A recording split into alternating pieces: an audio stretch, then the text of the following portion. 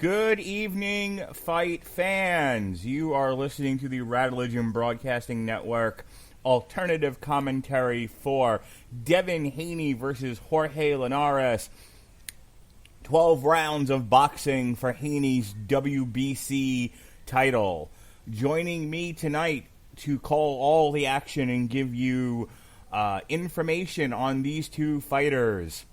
He's joined me for any number of these. He's the 411 Mania MMA coverage god, and he even does a little bit of wrestling, and he's the host of Damn You Hollywood. Ladies and gentlemen, everyone's got an opinion, but yours are all wrong and his is right. Robert Winfree, how do you do, sir?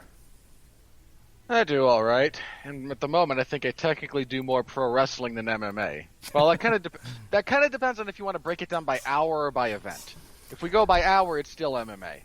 So you and I had a conversation shortly before this fight, the fight starts here. I want to just kind of break this down real quick, and I mean real quick. We're starting a Four Kings of Boxing podcast. Myself and Pat Mullen. First episode debuted the other night. We talked about Roberto Duran, and in this lightweight division, we kind of have what you alluded to be a sort of a maybe kind of sort of a modern Four Kings. Talk to me, and this includes Devin Haney. Similar-ish. Yeah, tell me about that. Well, we're different in the sense that none of these Jamokes have fought each other yet. Mm-hmm. Which was a big part of what made the Four Kings era so special. They all fought each other, in some cases, multiple times. And we all know that Marvin Hagler was the best of the four of them. Screw you, he beat Sugar Ray Leonard. Okay. I defy anyone with a modicum of boxing knowledge to watch that fight and score it for Leonard. He's a showman and a con artist as much as he is a fighter. And considering how much effort he put into fighting, he's a heck of a con artist. At the moment in the current lightweight division or thereabouts, we have four or five guys who are kind of could maybe be in that same space. You have someone like Bud Crawford, a pound-for-pound great, a world champion recognized across a couple of different governing bodies. You have Errol Spence, who everyone wants to see fight Bud Crawford, but he's now going to fight Manny Pacquiao for the money, which is why any of them fight. It's always for the money. You have Devin Haney, kind of the forgotten man in that little three-man discussion. You've got Teofimo Lopez Jr., who is technically your unified lightweight champion. I think it was the WBC belt, which is the belt that Devin Haney has. The version of that they gave Lopez was they just kind of wanted to give him something. Yeah. Haney is the champion of that particular governing body.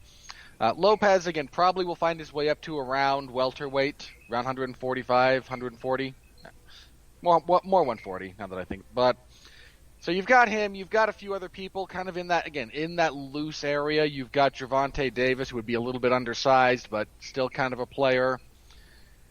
You are quite high on Shakur Stevenson. And yes, I am. Yeah, you and no one else. But if you're very forward-thinking, you've got maybe Mikey Garcia to consider, for nothing else than for star power. So you've got the top three in that particular case, I tend to think at the moment, are Haney, Crawford, and Spence. And again, Haney gets kind of left out because of how spectacular Spence and Crawford are. And Haney's last win over an aging Gamboa was not especially great. He needs kind of a rebound here. And Linares provides a name that is somewhat recognizable, a guy a little bit past his prime, but still capable of giving you a heck of a fight. But it's also a very, very manageable task. I believe the odds favor Haney very, very heavily at the moment. But if he tries to coast through this, Linares might have something for him. For the record, I'm picking Haney for whatever that's worth, but I think Haney's reach advantage is going to be a problem, which measures 3 inches despite them allegedly being the same height. And Linares, as you would expect of a man with, almost with 60 some odd professional fights, give or take, has a lot of scar tissue and cuts very, very easily. So he's got to manage distance. He doesn't want to fight on the inside with Haney. He's got to fight middle distance, whereas Haney can fight either long or on the inside. If Haney comes here to make a statement and knock I mean, I'm not saying knocking Jorge Linares out is easy. It's very, very much not so. But if he wants to make a statement, this would be the time to do it. Otherwise, he risks becoming the also-ran in our budding, 4 or 5 man kind of who's at the top of these few weight classes. All right, and we are set to begin round 1 here. My only statement to your pre-fight analysis would be if Devin Haney, it seems like Devin Haney could end this really, really early if he puts the pressure on from the get-go. And, you talked about scar tissue on Jorge Linares. If he opens him up early, we could see a doctor stoppage in the first half of this fight. We could. My gut instinct is somewhere in the later middle of the round of the fight. Somewhere, 7, 8, 9. More like 8 to 11. Okay. So it's later half, but we see Haney Devin pumping Haney. The jab. Yeah, I was gonna say Devin Haney comes out. He's flicking that jab. He's throwing some combinations. He's feeling Linares out, but he is not.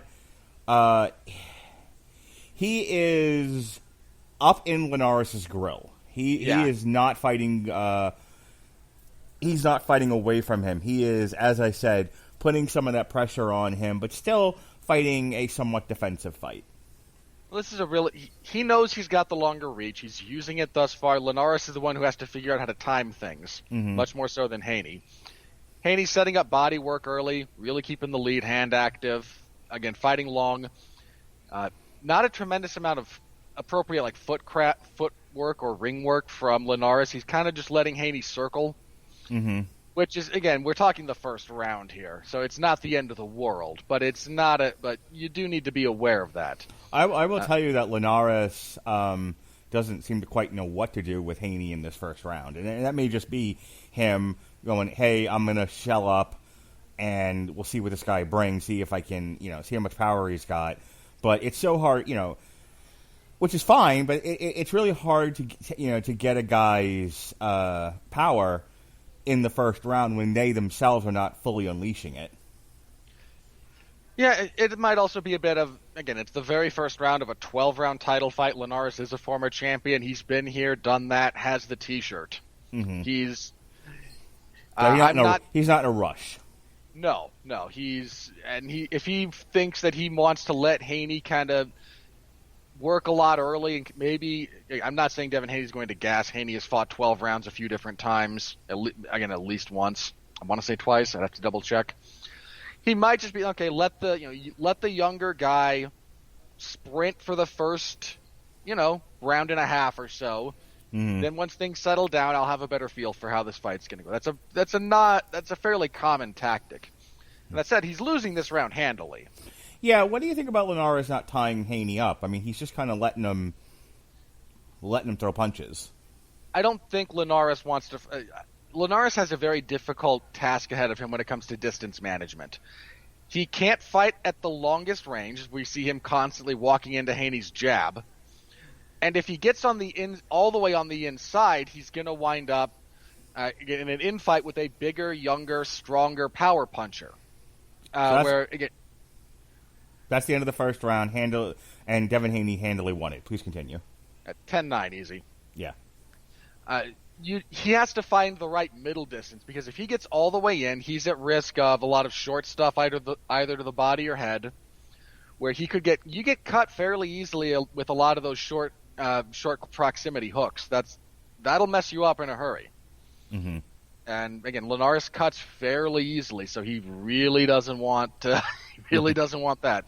So he doesn't want to tie up. If he does tie up, he's got to get all the way into the clinch to the point where the ref has to break it. He doesn't want to fight right there in the phone booth. He wants to fight just inside of the long range and just outside of the pocket, and that's a really tough space to figure out, especially against a legitimately talented top of the shelf fighter like Devin Haney. But that's what he's got to do. So I think that's why he's not getting trying to tie up all the way too much. It also might be a question of he just doesn't think he can win all that much in there. When we see Linares coming out much more aggressively already. Yeah, we're into round 2 here, and Haney is sticking that jab out there. He's triple pumping it. He's kind of shoving it in Linares' face. Nice three-piece from Haney there. Yeah. The old 1-2-3. I like what I see from Haney in this fight. He's very busy. I think about some of the fights we've called recently where the guy on the A side, sort of took his time, wasn't particularly active. I'm thinking of Canelo. Haney has been very active these first 2 rounds so far. Nice uppercut from Haney there.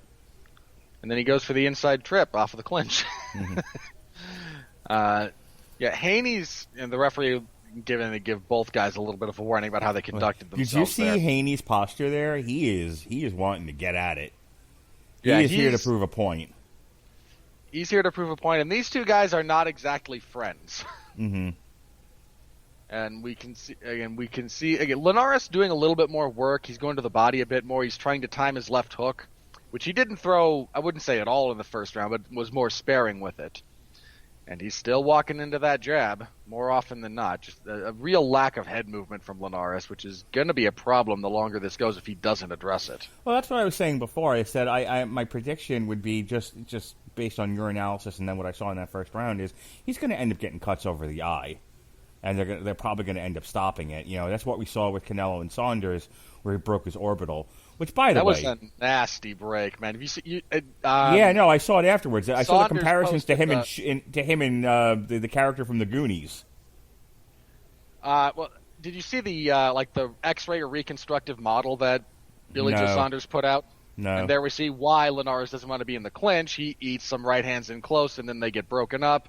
The referee warning him about using the elbows and forearms, which he was using to frame there in a way that you can't for prolonged periods in boxing.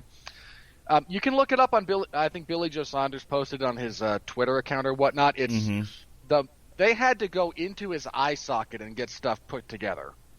Yeah, Canelo broke his face. That's what I'm saying. Well, people were complaining, why'd he quit on the stool? He fractured his face. Fight's in a lot over. Of different places. Yeah, Twitter is ridiculous. Anyway, back to the fight. Back to Devin Haney continuing to give Linares a fair bit of problems at distance. Again, Linares is starting to get into that middle distance a little bit more. He's just not doing a whole lot when he gets there because Haney is usually attacking him. Nice defensive movement from Haney there. And that is the end of round 2. Another handy round for Devin Haney, 10-9. A little more life from Linares, but ultimately a Haney round, yes. Again, without too much controversy. We can already see some swelling coming up under the left eye of Linares on the cheekbone. It's far enough away from the eye that that it's not going to be cause for concern at the moment. But if he keeps eating that jab, it will become a problem sooner rather than later. Well, that's what I'm saying. If Haney is smart and Haney looks like he's a precision puncher, he's going to keep attacking that spot. And so what starts out as a bump away from the eye is going to end up closing that eye. We see the cut man doing a lot of work around the right eye of Linares. Mm-hmm.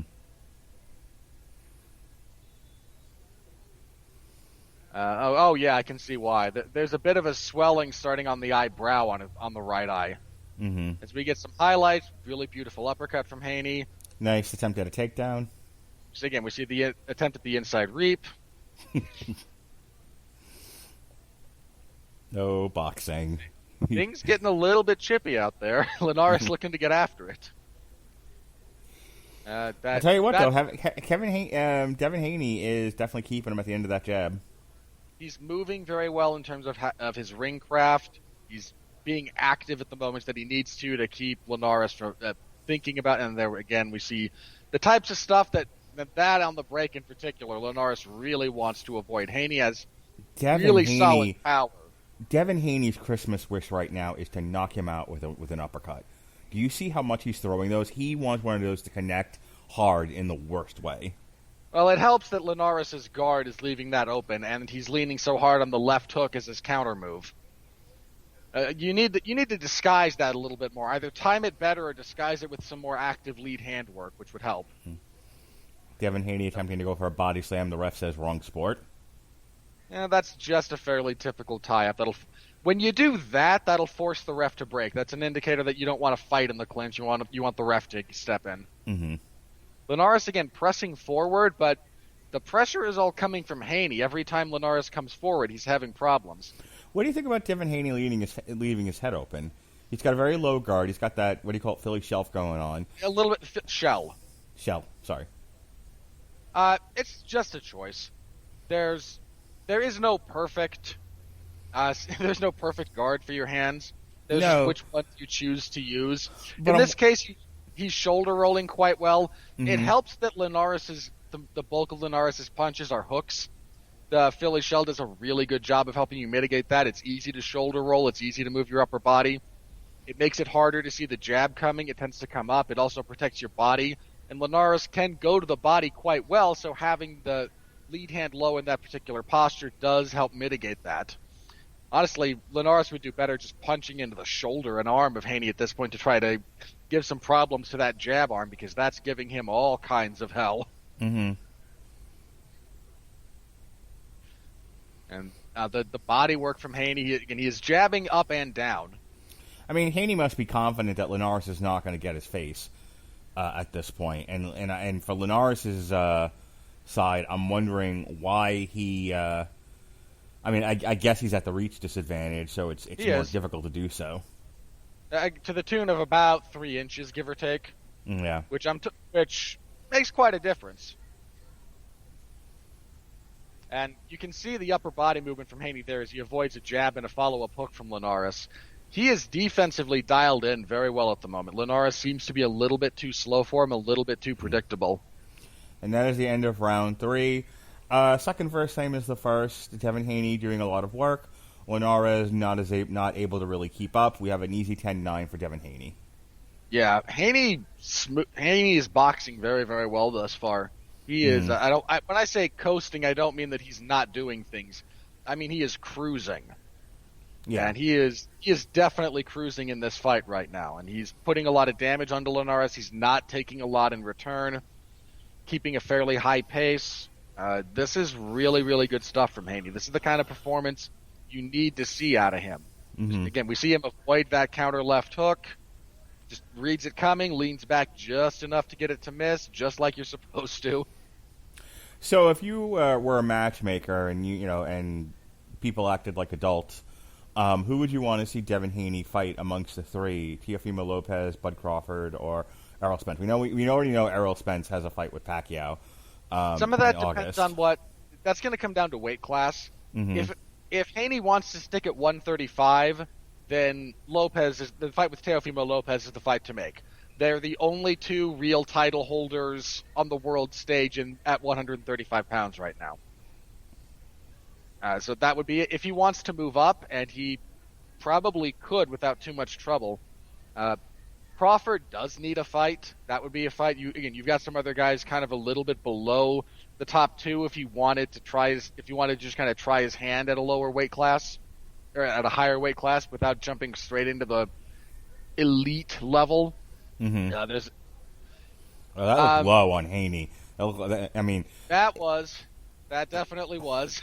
Linares didn't react to it, but that looked like it was below the belt. That was the old Duran special. I kid. Roberto Duran, as a 60-year-old man, could kill me with one hand. I'm well aware of this.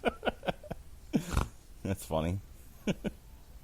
And to be clear, Duran hardly the only fighter who ever punched low and got away with it.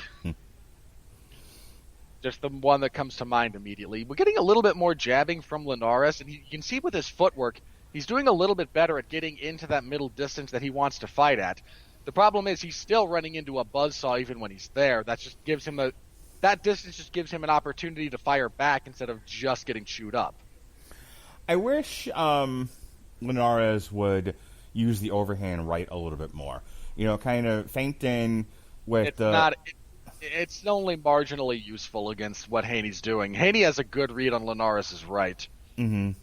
Well, he's ducked under it several times. Linares doesn't just need a punch. What he needs to do is move his feet when he's entering into those combinations, and that's a bit of a problem for him at the moment. Well, what I'd like, it's more of a psychological thing. I don't think it's going to be tremendously damaging. What I'm saying is, if he kind of feints in with a jab, and then he starts throwing some overhands, it's a psychological thing. If you catch my meaning, I want him to show Devin Haney he's not going to dominate this fight, and that Linares has something for him.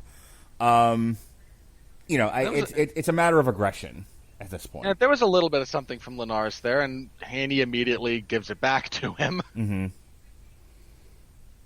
Because Devin Haney psychologically is going through this like, hey, this guy's got really nothing for me. I've got this handily. I just need to do my job. I need to put the work in. I need to not make stupid mistakes. Nice And see, left hook. that was a nice combination from Linares. Not tremendously damaging, but, I mean... And caught nothing but air. Yeah, but at least he was in the fight left. momentarily. There was a decent left from Linares there.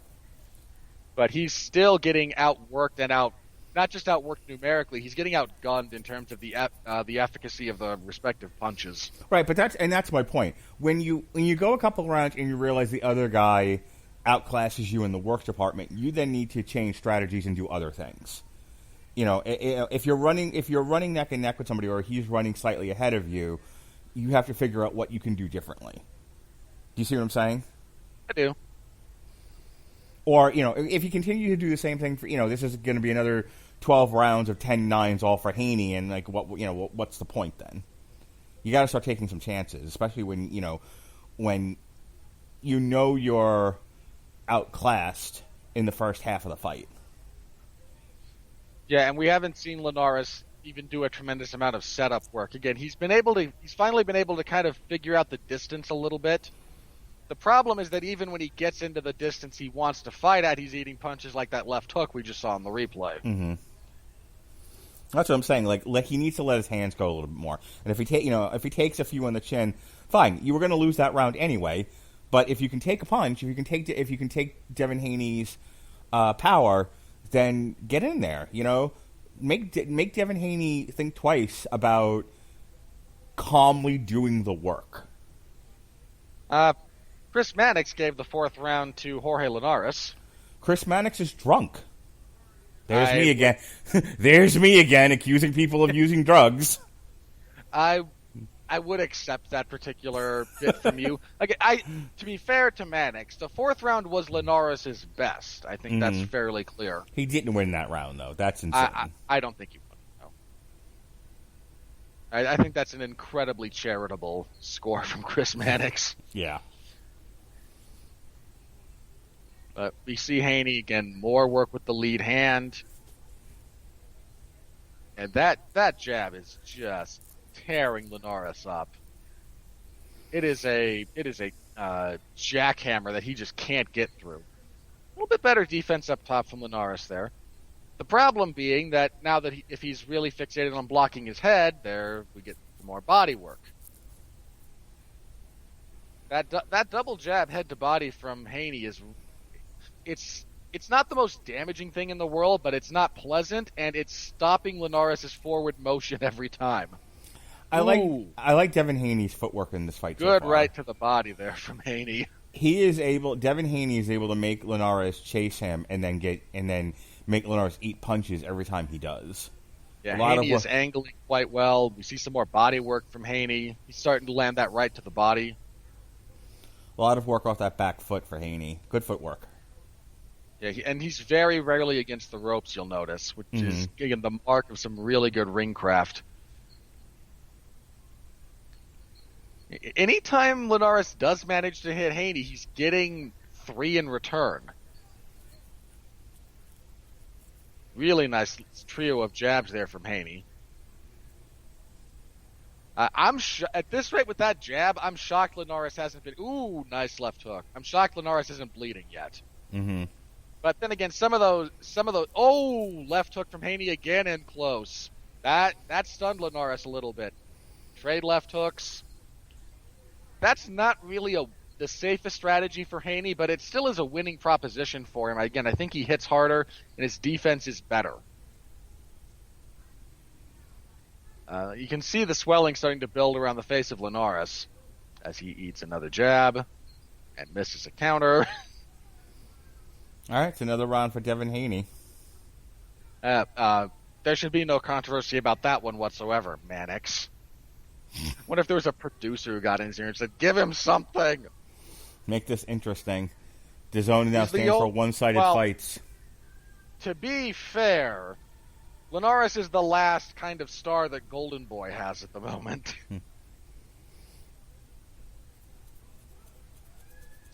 We see the cut man in the Linares corner going back to work on that right eye. Credit to that cut man. He's done a very good job managing that swelling. Mm-hmm. Because Linares has not done a good job of defending his face. It looks like, and I just might not be. It looked like his left eye. There was a bump on the eyebrow.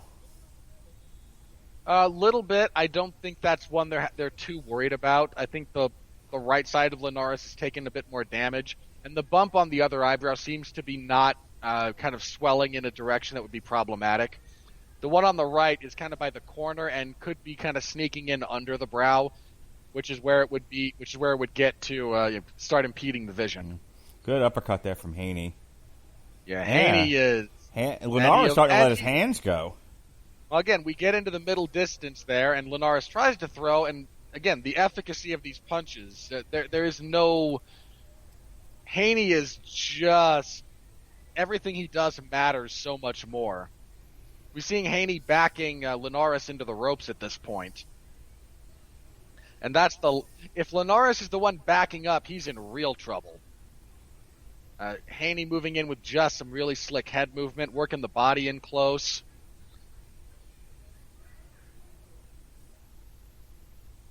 And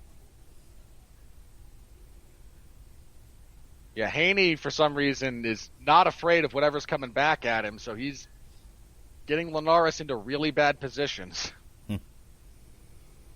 Devin Haney kind of pushed Linares' head down there and gave him a hook before the ref broke it up. Yeah, Haney's clinch work, another left hook from Haney. Haney's clinch work has been quite good, what we've seen of it thus far. Yeah, Linares is fading here the longer this goes. Again, the backward motion is a terrible look for him. He's a forward pressure fighter, but he's taken so much abuse to the head and body.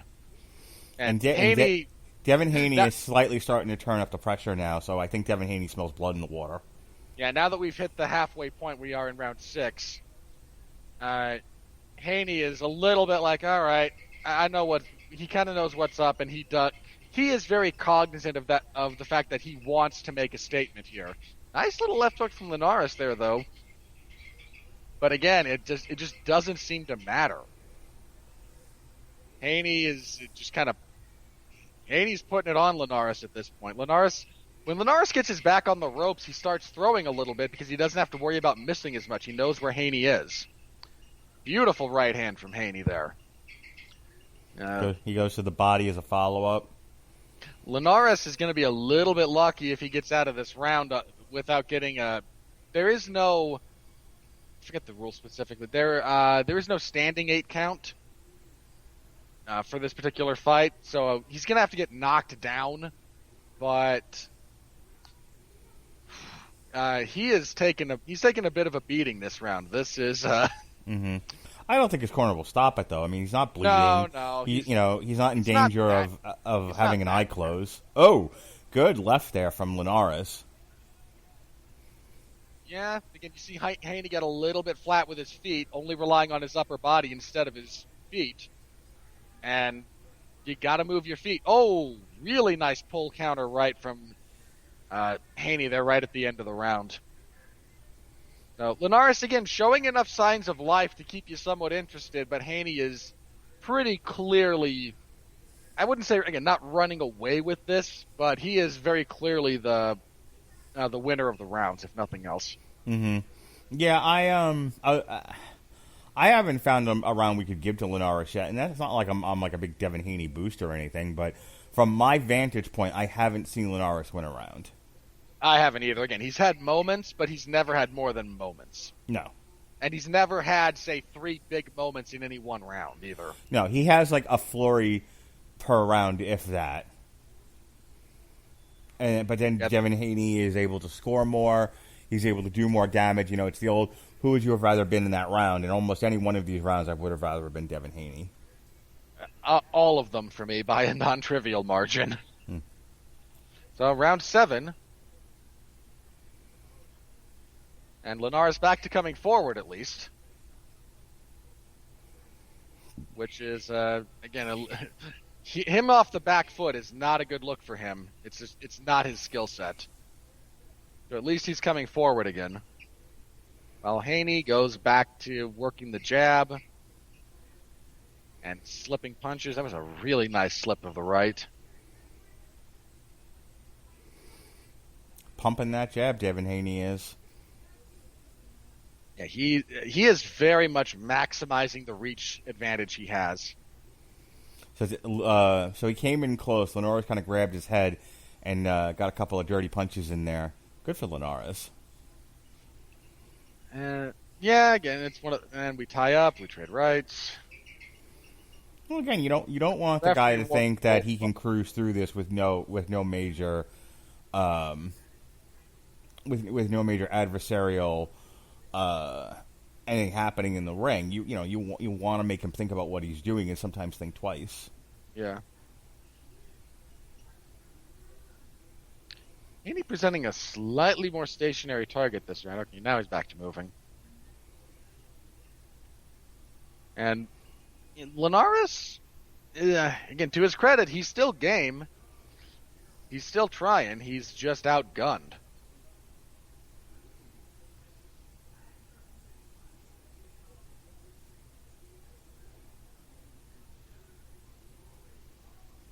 Trade rights in close. Oh, the other Garcia is the one who Devin Haney will probably be fighting next. Ryan Garcia. Yeah, we called his fight on DAZN at the beginning of the year, if I remember correctly. Again, yeah, Ryan is opposed to Mikey. So. And Haney opening up again here as we get into the last minute. Ooh, nice left to the body. Haney is just seeing everything Linares is doing. Pretty good counter right. Another left to the body. Good stuff from Haney. He is moving very, very well. Our live updates, in terms of the odds, Haney now a minus 2,500 favorite. The odds are not in Linares' favor. And never have been. That jab from Haney, man, it's just such a problem. Mm-hmm. And Linares has not been able to deal with it other than to just kind of try to walk through it. And that is really not the way to try and go about getting through that. Again, you see him missing the combinations. All right, it's another round for Devin Haney.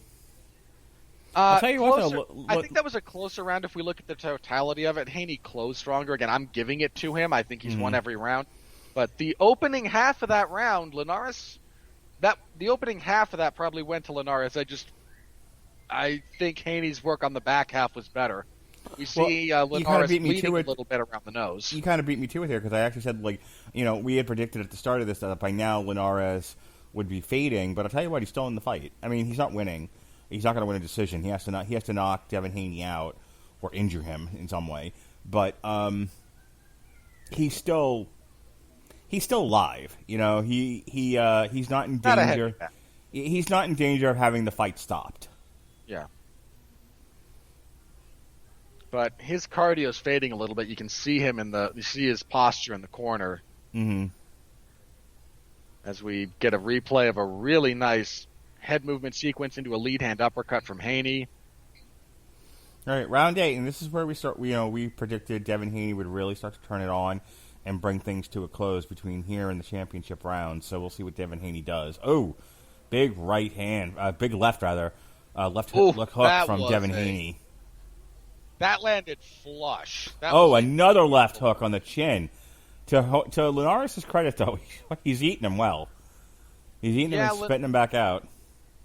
Yeah, he's holding up under the abuse thus far. Mm-hmm. Nice short right from Haney in close. God, this guy's made of leather. Yeah, Linares is durable, man. I mean, if you look at how long it took Lomachenko to put him down, and he also was able to score a knockdown on Lomachenko in their fight. Mm-hmm. And, the uppercut in close. That hurt. That snapped the head back. That's one of the big tells about how good a punch was. How much does the head react? I don't know. It's interesting to me because I don't think I think Devin Haney can throw a fast punch. Don't get me wrong, but I'm not seeing unearthly speed out of the guy, and Linares can't stop it. He's not moving out of the way. He's not blocking anything. I mean, he's just Devin Haney throws it at just a little more than half speed, and Linares just eats it every time. And some of that at the moment is Haney putting more power into his punches. He's sitting down on them. Mm-hmm. Instead of just trying for speed to touch, he's trying for power.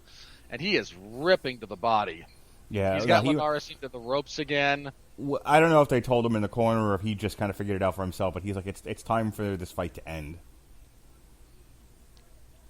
Well, again, we did kind of say, I think I said somewhere between 8 and 11. Yeah, no. For whatever value my prediction has, which is probably not much. No, I mean, we've been doing these a while, and... Nice, right. We occasionally don't make a crazy call. Occasionally.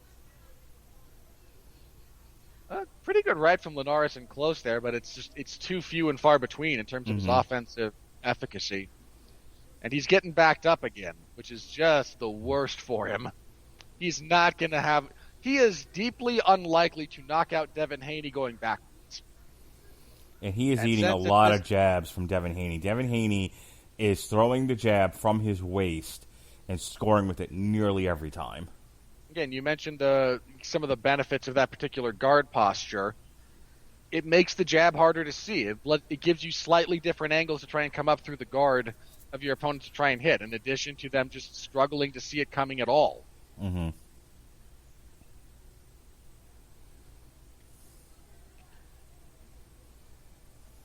And a left hook from Devin Haney basically ends the round. One more flurry. Big round for Haney. If he pulls another one of those in the 9th, Linares is in for a real bad time. You can see that damage on his right eye. It's on the eyelid under the brow. It's not bleeding, but there's some pretty serious bruising starting there. You must be a little bit ahead of me, or we're just not synced up, because right now all I can see is the cut man's back. I saw it before the cut man got into frame. You might have looked away. It wasn't there for long, but it was there enough to see it. Yeah, he's really working on that right eye. Yeah, you can see the swelling when he's working on it like that. And, that left hook. That was a really nice punch from Devin Haney. And he dug some serious body shots that round, too. Yeah, he went to break a rib. All right, here we go. We are in round 9. And Haney, again, when he's coming forward, he doesn't seem to like to very often. I think that's just because it's beneficial for him not to. But when he does, that's when Linares has very, very little to offer him offensively. All right, so Chris Mannix only gave him the 4th round. Every other round he's given him 10-9. That feels like Oscar De La Hoya yelled at somebody to... Nice flurry from Linares as we're saying that. Oh, my God, look at that. Look at the doubling and tripling up on that right hand. Yeah, that... Just pounding on him. And all of those punches from Haney landed cleaner than everything in that flurry from Linares. Another left to the body. Yeah, Devin Haney is trying to put an end to this fight. He wants to end this. He does not want a decision. He wants to knock this guy out. Goes to the body again and close. But I said it before, man. Linares has made a sterner stuff. Yeah, it's hard. If you look at it took, I forget what round it was that Lomachenko stopped Linares. I want to say like 11th or 12th. It was late. And he did it with a body shot that had been built up to for quite some time. And Haney's a harder puncher than Lomachenko, I think, but he's not quite as accurate. He's not quite the same technician, which is not a slight to Haney in the slightest. Lomachenko is maybe the best pure boxer in the sport. Oh, good left hand there from Linares. That double left. Oh, that was a really nice left from Linares. Yeah, he caught Haney clean.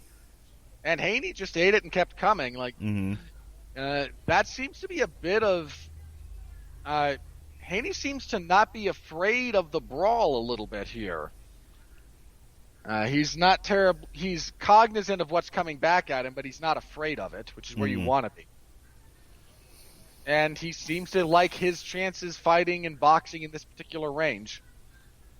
And again, Linares gets a few individual moments throughout the course of a round, but for the bulk of it, he's on the wrong end of everything. Well, Haney's not going to knock this guy out fighting from a distance. He's got to get in there and brawl it up with him a bit. And when you do that, you're going to eat some punches. It's just the way it is. But I don't think Haney fears Linares' power at all. Not at this point, no. Not after all this body work and not after we go this deep into the fight. It's still something you have to be cognizant of, but you don't have to be fearful of it. And Haney's jab is still a problem. Ooh, nice left hook from Haney. You see, when Linares throws 5 punches in combination, he can probably land 1. You see Linares in the corner? He did a little shuffle there. Like, I'm still alive. I still have my legs under me. It's not over yet. Here. He's trying to sell that, if nothing else. For the record, another round for Haney. Again, moments for Linares, but ultimately I think Haney did the better work. That said, if that round you might have given to Linares, I don't think it's criminal. Mm-hmm. I disagree, but I think it's understandable. You see that on the replay? Kevin Haney got momentarily shook there on that left from Linares. Little bit, yeah. Yeah, That he did a little bit of the That was a really good punch from Linares. Mm-hmm. I mean, he shook it off like a champ, but you definitely got a bit of the from him. Yeah. I mean, he got hit, and he knew he got hit. Round 10. Linares comes out jabbing to the body. Devin Haney a little bit more slowing down a little bit here. He's not charging at Linares. I think we'll see a shift in that in the latter half of the round. I think he's kind of content to play Matador for the first 60 to 90 seconds of the round and then turn it up in the last 90. I think that's also a smart strategy relative to Linares. You know, the guy comes off the stool, he's got his wind back. Give him a minute to kind of burn that out, then take over. And again, we see Haney back using that left hook very, very well to the body and head. Got a nice little right on the break of the clinch there. Pretty good left to the body from Linares. Oof, that jab. Haney's good about splitting timing. And that's a really big thing in boxing. If you can time your opponent, and especially if you can split it, that's a big indicator of who the more skilled fighter is. Mm-hmm. Or at least, at a bare minimum, who has a better beat on the fight. Whether or not they're the more skilled overall, I suppose you can argue. But, yeah, Linares is, you mentioned, man, he is a blood and guts fighter, and he's going to be in this until you force him not to be. But again, we see as we pass the halfway point of the round, Haney starting to pick things up a little bit, coming forward a little bit more. You can let Linares kind of have his flurry at the start of the round, and then after that fades, get back into it, get back on offense. As Linares misses badly with a couple of hooks. Good right hook there from Haney. Yeah, he's still fighting very well. Mm-hmm. And that's not a good thing for Linares. Linares' guard is high. I'm a little bit surprised Haney hasn't used, a couple up high to bring the guard down and then really dug the body, but he seems to be more kind of pot-shotting his body work. And you see him block that left hook from Linares there. He's keeping his right hand higher. That's good.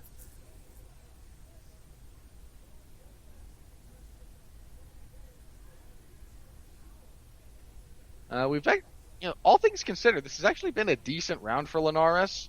I don't think Haney's landed anything really substantial yet. I mean, he's landed punches. Mm-hmm. And there's a good left hook on the break. Really wound up on that right to the body. Yeah, as you were saying that, I'm watching Haney kind of unload on him. But I'll tell you what, Linares is just... Oh! Big flurry there from Linares. And then he's taunting him. That might have wobbled Haney a little bit there. You think he got saved by the bell? No, I just think he got hit flush. Mm-hmm. Yeah, whether or not he got saved by the bell, I tend to think not, but... Well, I mean, had there been 10 more seconds in the fight, one never knows what Linares would have followed up with. He might have followed up with something. He might have got a knockdown. Again, I don't think a fight-ending sequence. Again, unlikely, but not impossible. But, I actually am going to give that round to Linares. I think that's the first round he's really kind of won. He was able to kind of get forward pressure. He found some good shots, and then that closing flurry was a really good flurry. I think we're going to see that here. Yeah. Look at that. He was like, whoa. Linares whacked him good. Yeah, he caught it. Again, he snuck that in on the inside of the shoulder roll as Haney didn't quite move properly.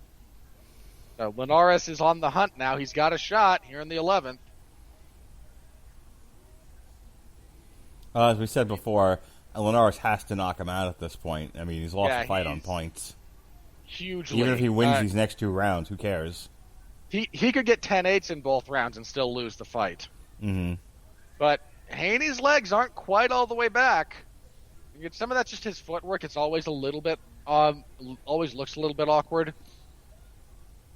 But Linares is coming forward, man. He's still making a fight of it.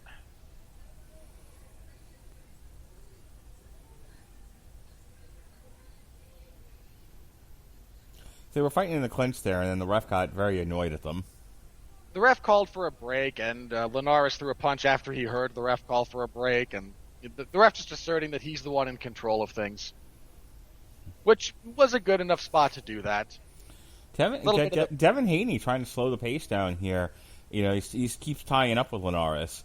Apparently, Linares really hurt him, and he doesn't want any more of that. Yeah, he's still getting all of his wits back about him. And that's a problem for Linares. If he can't disengage from that clinch, if he's kind of allowing Haney to do the defensively correct thing here. What do you do when you're hurt? If you're a boxer, you tie up. And Haney seems a little bit more with it now. He's moving a little bit better. Starting to punch back. Linares just let him out of the corner there. A little disappointed in Linares. Devin Haney backed right. It's because I was thinking about earlier in the fight. We were like, oh, he's not on the ropes. Yeah, that there he backed right into the corner, and Linares let him walk right back out again.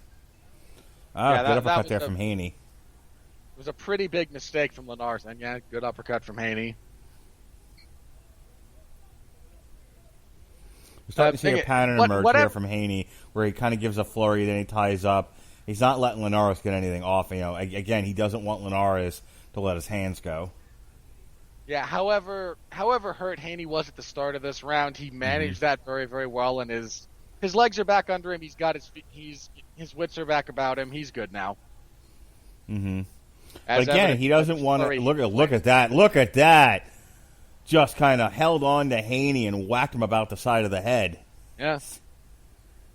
That's what I want to. Which is exactly what Haney did to him earlier, if you'll recall it, as they were breaking a clinch.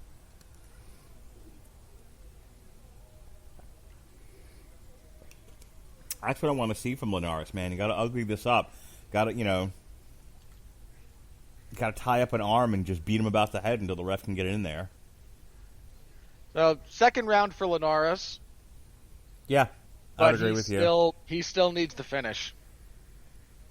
For sure. So we've given Linares only the 10th and 11th.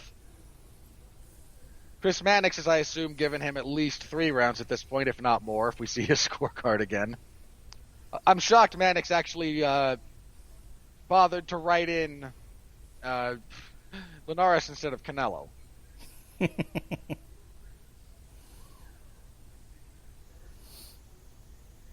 I mean, Haney deserves to win this fight. He won most of the fight. This isn't one of those clucky cards. No, not on. Again, we see there at the beginning of the round, pretty good left hook from Linares. Mm-hmm. Look, Linares has been in the fight. I mean, he's not winning the rounds, but he's been in Haney's face. He's not just a punching bag taking punches and for 3 minutes at a time. He's giving it back to Haney as best he can. He's just Haney's the better man tonight. That's all it is. Haney is the better man in this fight. We'll see how Haney decides. Wow, Mannix did not give the 10th to No, Linares. he just gave me 11th and the 4th. I assume that because he screwed up on the 4th, he kind of figured the 9th was a wash at the totals. Let's see how Haney chooses to close this fight. Again, is he going to just evade, know he's got a huge lead and just kind of sit on it. He's jabbing again fairly well. He's putting combinations together. All right, we're calling a timeout here, and it looks like Linares is getting admonished. Yeah, he's hit Haney in the back of the head one too many times for the ref. And the ref's warned him about that before. We're going to get a very stern warning here.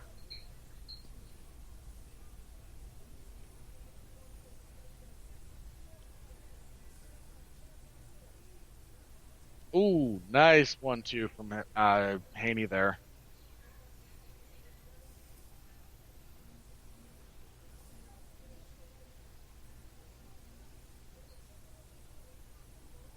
This has been a really good performance from Haney, all things considered. He's managed Linares quite well. Linares, again, I hate to say over the hill like he's washed. The man is very clearly not washed. He's just not in his prime. Nice left hook from Haney there. And again, the counters from Linares are back to falling just a little short. Right. Also, if we're going to judge it just based on this fight alone and nothing else, Haney's a better boxer. Haney has better technique. He has better footwork. He's faster. Better decision making. I'm not entirely sure he beats Linares in the power department, but your power is sort of worthless if you're not using it. Power is one of those things that, again, it only matters if you can land, and Linares has landed very, very infrequently. Yep. Because Haney edges him out in almost any other category. So, I mean, it's a good fight for Haney. I think he fought a guy, with some power, and he was able to evade it, and win a decision, which is where this is headed, because unless he knocks him out in the next minute, we're done here. I don't think he's going to get I do not expect Haney to get the finish in the last 45 seconds of the fight. No. And Linares lands a pretty good right. I mean, Linares has not gone down, not even close. I don't even think Linares got wobbled. Once, maybe, but it was really briefly if it was. Mm-hmm. That's what I'm saying, he took probably Haney's best punches in this fight and just walked through him. That's pretty impressive for Linares. It is. Again, Haney's not the biggest power puncher, but he's not at all pillow fists. We see Linares trying to avoid the clinch, lands a couple of rights backing up. But the clock is going to run out on Jorge Linares here. Mm-hmm. All right, good for Jorge Linares. I mean, you didn't win, you didn't even come close, but, you stood... He was there. He was there for the whole fight. He didn't get severely injured. He didn't get his eyes broken. He got cut, which is a little bit surprising, given all the... Yeah, they went that prediction. Yeah, most people were predicting a decision. I kind of went out on a bit of a limb there. But I also thought Haney's jab would do a bit more damage than it did. As we anticipate a very clear decision for Devin Haney. Yeah. They're both posturing towards the crowd. I'm wondering, if the live crowd there in Vegas is kind of like, meh. The live crowd is happy for Linares turning in that the last couple of rounds and is not happy with Haney and his performance over the last 40 seconds where you're just kind of like, all right, we're going to clinch again. Yeah, we're going to clinch again. Nope, you're not going to hit me. I know I have this fight won. I'm the world champion. I'm the one with crap to lose. I'll tell you what, Haney versus Teofimo Lopez, I picked Teofimo. I tend to lean that way. But Haney's a much better puncher than, especially for the weight class, certainly than Lomachenko. Both men with some low punches there that fight wore on. Again, I would like to see that fight. You have the Garcia fight that's out there. I think that's a live fight for either guy. I think that's a pick'em between Devin Haney and Ryan Garcia. I think Teofimo Lopez beats him. I think Errol Spence beats him. Bud Crawford, I'm undecided. How, dude? Bud Crawford. Bud Crawford. Have you not watched a Bud Crawford fight recently? I might not have. There's a very real argument that Bud Crawford is the number one pound-for-pound fighter in the world. Okay. Then Bud Crawford over Devin Haney. Which is interesting because, you want these guys to fight each other, but we just kind of went through it. And, I don't want to see him in there against Shakur Stevenson. I don't think Shakur Stevenson is ready for Devin Haney, quite frankly. Haney would mop the floor with him. Yeah, I think Shakur Stevenson needs a few... Haney would probably beat Garcia.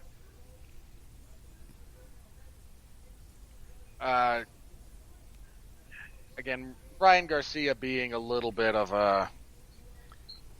I'm not going to say a full-on hype job, but has not fought anywhere near the level of opposition that Devin Haney represents. Well, Teofimo Lopez has the Kambosos fight coming up next. Errol Spence has Pacquiao in August. And I'm not entirely sure Bud Crawford has a fight lined up. So I'll be curious to see what they do with Devin Haney next. I would imagine they make the Garcia fight. Crawford also fights up a weight class, up at least one weight class from where we are right now. Mm-hmm. Which, again, is not a giant impediment for Haney. Haney fighting at 140 or even 138, give or take. I forget what the exact weight class is. Mm-hmm.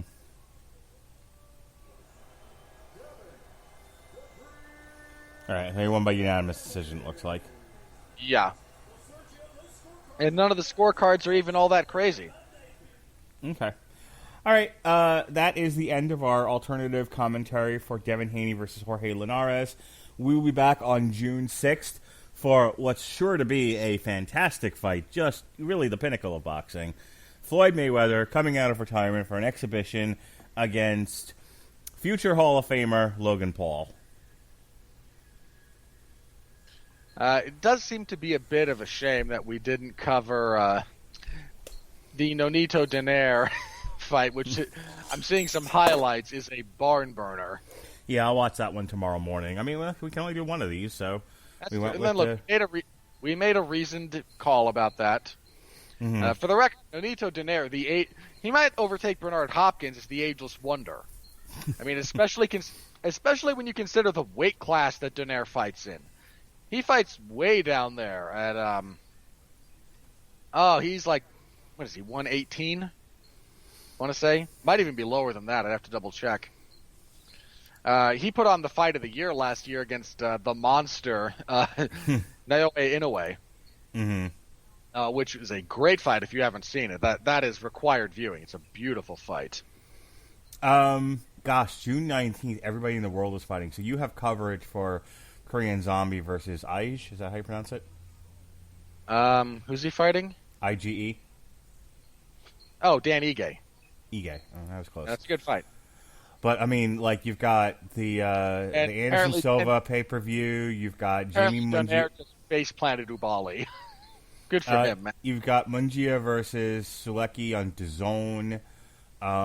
You've got Charlo versus Montiel on Showtime.